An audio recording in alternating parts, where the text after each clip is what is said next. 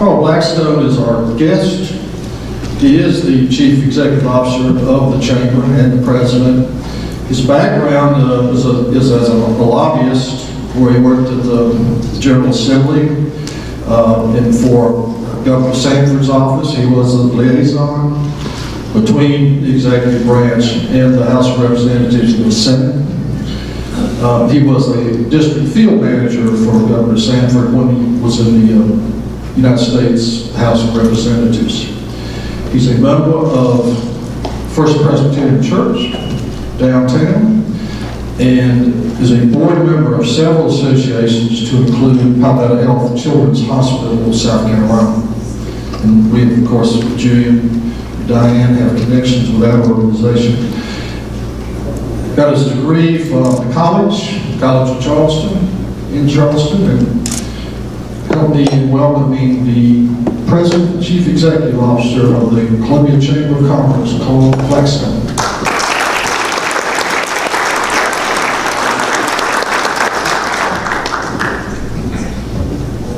Good afternoon. Thank you so much for having me today. I had to shun a little bit when Doug introduced me as a recovering lobbyist. I've outgrown that for a little while. That's not one of my prouder accomplishments, but anyway, there's an old saying about, don't tell my mom I'm a lobbyist. She thinks I play piano in a whorehouse. And, that's kind of the way I feel about that, so sorry. Anyway, thank you all for having me here today. This is a really a treat. Diane, Junis and I worked together. We were in Leadership South Carolina class.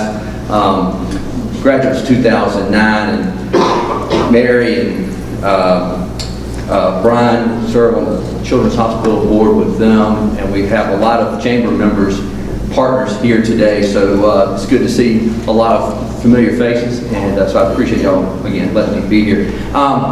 What I thought I'd do, I'm not a speech guy, so if it's okay, I'll give comments, tell you about what we're doing at the Chamber, some new things, some old things, what our plans are, and then I'll open up for questions if that's okay with y'all. All right. So yesterday was my 6-month anniversary at the Chamber.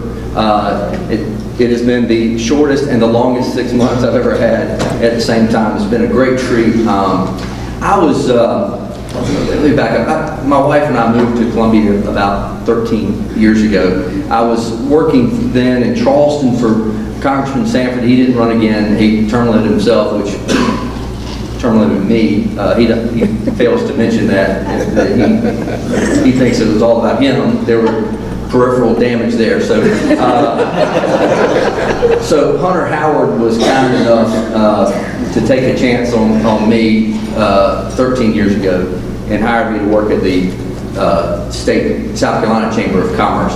And I did government affairs, lobbying work for the state chamber. And then Sanford won the governor's office. So I went over and had a short stint in the governor's office. This is what first term. I also said pre-Argentina. I was in I was his legislative director, and so great learning opportunity, great experience. But after 3 kids and long hours, I just needed a change of pace. And Keith used to see me picking up my kids at school at all hours of the night, I was late picking them up because I was always working at the State House, but I needed a change of pace. So I did do government affairs the last 8 years with a local firm, Hainsworth, Sinclair Boyd. All that to be said, that it's fascinating how different paths intersect. And so I had some federal experience, I had some state experience. One of my first jobs out of college, I was in membership sales at the Charleston Chamber of Commerce. And I'll be honest with you, it was the hardest job I ever had in my life, a starved. And it was commission only, so I really wasn't kidding, I was starved. And, but it gave me a great appreciation for chambers, what they do in a community, what they do for the community, and the energy and the responsibility that it has. So my past opportunities have led me here, and when I first got a call last winter about, it was end of January, February, I said, Carl, would you be interested in coming on board?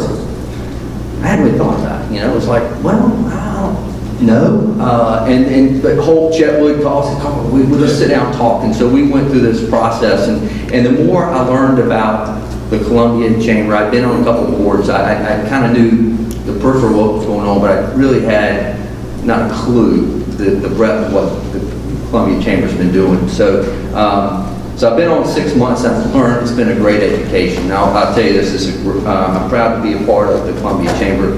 The staff there does a great job. They had a tumultuous year with the passing of Ike just about a year ago.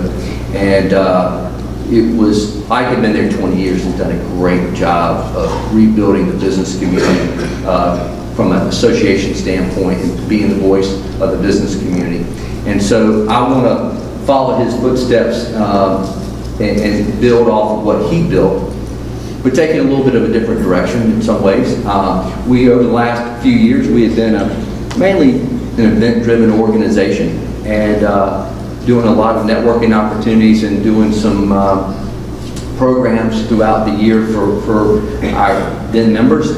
So my background is public policy, and I think if you look at the business landscape here in the Midlands, there's some areas for improvement.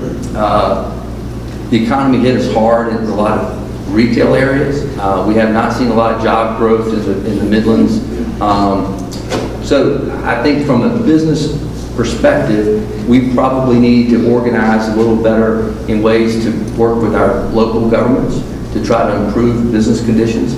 So my focus is really going to be not being a strong event-driven organization, but really focus on public policy, both at the local, county, and the state level. So, which nicely fits my background, I think, but more importantly, I think there's a void in that area. If you look at, we have a lot of retail chambers. They do a great job around the Blackwood does a great job, and Irmo does a great job of chambers in their area. But we've got to look at the Midlands as a whole. Our footprint right now is 6 counties throughout the Midlands, 1,700 members, so we've got a broad base. But if you look at where the growth is throughout the state of South Carolina from economic development standpoint, it's really not here, right? We've seen some wins over in Lexington, but we have not seen any wins in Richland County. And I was recently having a conversation with the official at the Department of Commerce, and I was somewhat discouraged because he says, Carl, you got to recognize, or Richland County has to recognize that one of the best assets of Richland County is Fairfield County, Kershaw County, and Calhoun County. While it's true, I'm not ready to write off Richland County and the potential that we have here in town. Lexington does a great job, but we have the highest cost of doing business anywhere in the state right here in Richland County. Our tax rates are through the roof, school bonds through the roof. We are 60% of all property downtown is non-taxable. That is a burden that we have as being a capital city. But if you look around at Austin, Texas, Atlanta, Georgia, Raleigh, Nashville, there are other capital cities that are doing a better job of recruiting industry into the area. So all that being said, the focus that we're looking at right now is really getting more engaged on the public policy side. We are looking at doing a study in the next couple of months. We've started this process of a cost of doing business study. And we're going to take both anecdotal information from businesses around this area, but also have sometimes if you go outside the state, you get brilliant, right? I mean, so you have to get a consultant to come in and tell us what we're doing wrong. But I think it's important that to work with our partners in the delegation of Richland County, Lexington County, we owe it to them to say, hey, here are issues that we're having. We are out of whack on business license fees. The City of Columbia has 33 different business license fees segments. Lexington has 7. How can we streamline the business license process, or the red tape here, or where are the expenses, what are the costs of doing business, and how can we impact that? But more importantly, if we're explaining that to our council folks, we also need to provide a remedy. It's not telling them how to do their job, but giving them options. Say, we need to look at this problem in a certain way. We need to address this problem. Here are other communities that are doing similar things that maybe we can look there. But I think we've avoided confrontation with the county for a long time. I'm not looking for a fight by any stretch of the imagination, but I think we owe it as a business community to step up our game and really, we can't stick our head in the sand and think that it's going to get any better without some involvement. So I really want to push for that this year. Also, boards and commissions around the county and the city. We have a lot of opportunities for our partners to get engaged in local politics. It does two things. One, it gets people engaged, which we need strong business-minded folks with business acumen to get involved in public policy. Whether it's a planning commission or a tree commission or whatever, we need common sense approach to running our companies and our businesses and our government.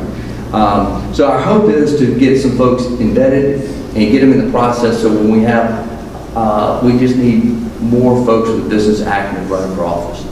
And I'm not going to do that by myself, but we're going to ask a lot of our partners to get engaged on this and some other local organizations to engage.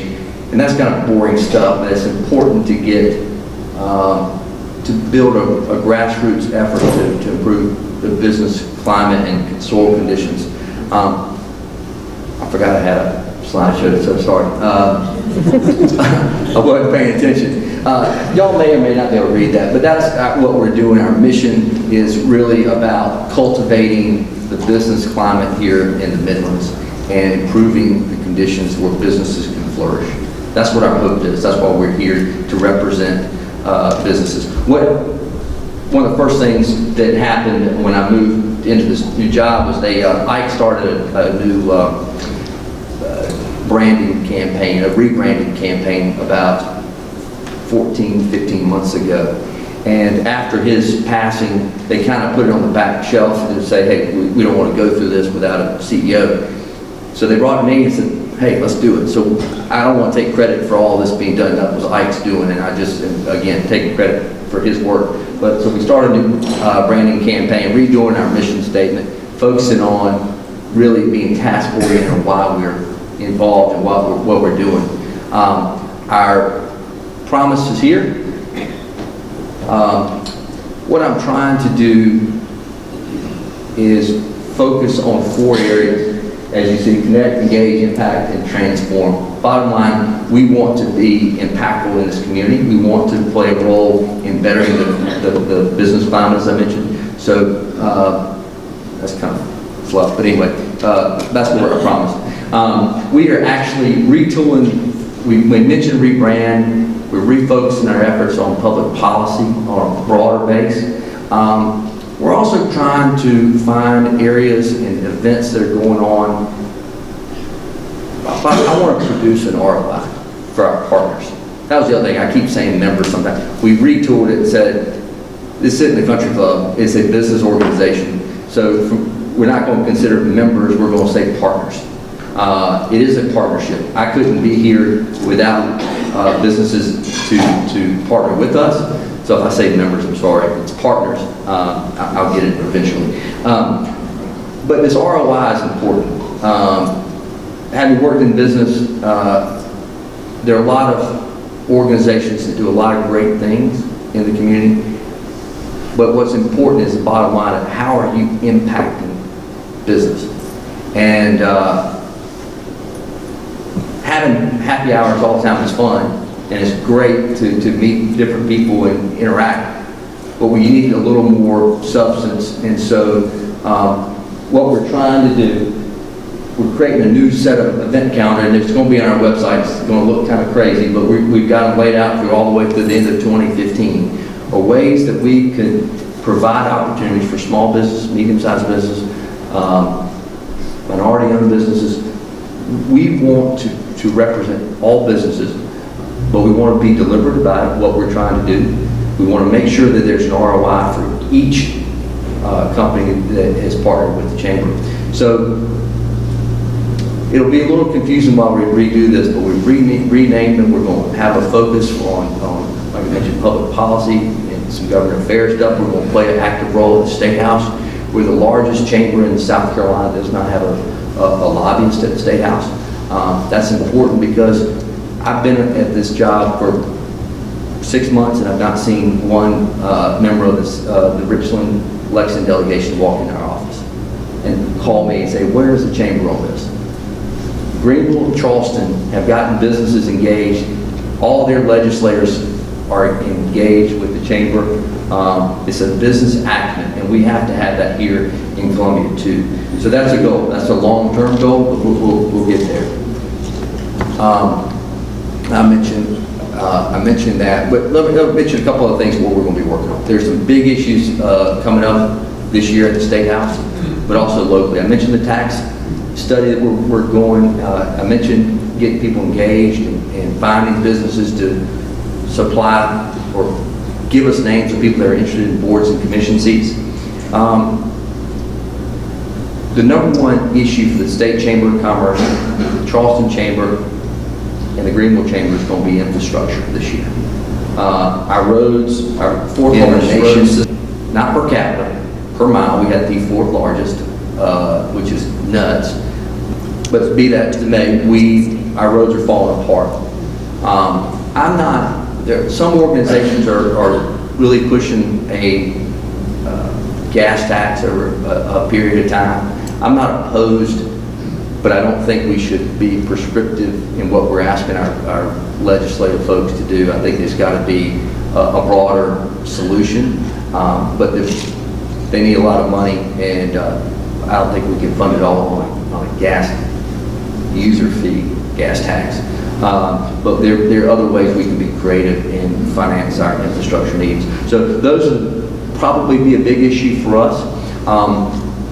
For those that have been in the chamber for a while, we have had a process. We have an open committee at the chamber called the Public Issues Committee. We've retooled that a little bit to try to build some consistency in our organization. So what I've created is the Board of Trustees, the Board of Directors approved this last month, is a public policy committee. So all the issues that the chamber has asked to participate in, to comment on, that we need to have a consistent way to measure what we're doing, why we're doing it, and the impact that it has. And so for every issue that comes, and we get asked a lot, but it's a way of, for a small group of people, of like 15 people, to weigh it out and take to the board. If I want to flush it out, why are we getting engaged on issues? What is the benefit for the chamber? How does it impact the business community? The political ramifications to get involved. Because all issues are cyclical. So what happens today is going to come back in about 5 years, 6 years, and my memory is not as good as it used to be. So I want to make sure that we know exactly why we got engaged on something 4 years ago, 5 years ago. And if politics change or if circumstances change, at least we can document it and explain to our partners why we're going in a different direction. Or if it doesn't make sense, we need to stay as consistently as possible with our messaging. And so I think that's real important to add. Consistency, lack of consistency in any organization is detrimental. And so as long as we can, from my vantage point, be as consistent as possible and transparent as possible, the better. So that's a big issue for me. Let's try the next one here. Our board we have a new board. Our board changes every year, which it's kind of unusual in my opinion. If y'all had bosses that changed that every year, you're on your own, right? You don't really, you need some more guidance, I think. So what we're going to be trying to do is retool the organization to build some consistency back in from year in, year out to staggered terms versus 1 year terms. That way the staff feels comfortable in what they're doing, but more importantly, I'm comfortable to know that I'm doing, and what I say this year is going to be good for next year. So again, add consistency. So I'll wrap up here in 2 seconds. I think bottom line is we're going to continue to do what we've done since 1902, which is represent business here in the Midlands.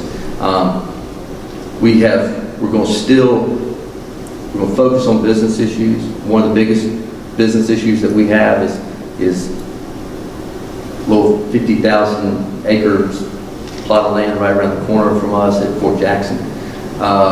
That's our BMW, that's our Boeing, and it is vital that we do everything we can to make sure that we keep them as good partners. I couldn't do that without General George Goldsmith, who's here. He's the best advocate for Fort Jackson, for the Chamber, so thank you. We are in a good spot with Fort Jackson. We had a campaign this past month to raise the profile. There's talk of reducing the size of Fort Jackson, or reducing the Army as a whole, and we are looking to, the Army's looking, they need to be smaller. They need to be more efficient, and that's great. I just don't want to do it at the cost of anything in Fort Jackson, which is the standard. Nobody wants to lose their base or see a reduction at all, but I think we've got the best leadership we've had in a long time in Fort Jackson, and General Becker. He is very supportive of Columbia, loves Columbia, and I think we have, I don't have any, they're coming, the Army's coming in February to assess what we have here, to see firsthand. We had 17,000 signatures and letters written on behalf of Fort Jackson from the Midlands community. For those that did that, thank you. So we've sent in all the public written comments. They're going to come see for themselves here in February, and we look forward to hosting Fort Jackson, the Army officials to Fort Jackson, and at least show some Southern hospitality. I think they'll appreciate it as much as we do. So we're going to focus back to the Chamber. We're going to focus on our business. We're going to focus on Fort Jackson, but we're also going to work on improving the soil conditions for better business here in town. So I'm excited. I think we have, there's so much going on in Columbia. I'm very excited. I mean, we have, since 2011, just in downtown Columbia, there's been $900 million worth of investment in downtown Columbia. That's a lot of money. Now, a lot of it's university too, but they're big partners in this community. They're a great asset. So I'm excited what's going on here in the Midlands. We just have to, we're growing. There's going to be more construction. There's going to be more people buying houses.